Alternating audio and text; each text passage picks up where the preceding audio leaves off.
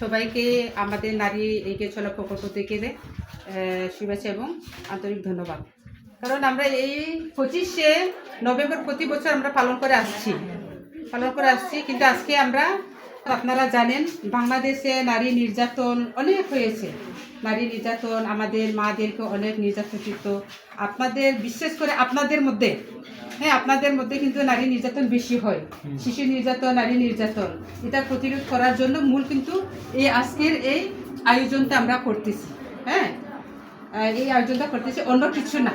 আবার অন্য কিছু মনে করবেন না আপনারা। আমরা কিন্তু নারীদেরকে নিয়ে কাজ করি। এলাকাতে নারীরা যদি কোনো সমস্যা হয়, এদের পাশে গিয়ে আমরা দাঁড়াই।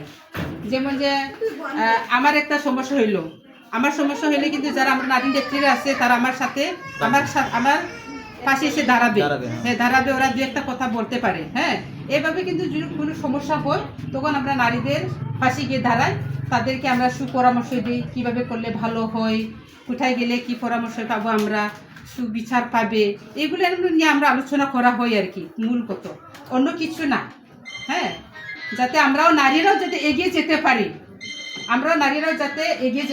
আমরা যাতে বসে থাকতে না পারি, সুশিক্ষিত হয়ে সবাই যেন নিজের পায়ে দাঁড়িয়ে নিজের দায়িত্বগুলো যেন আমরা পালন করতে পারি। এখানে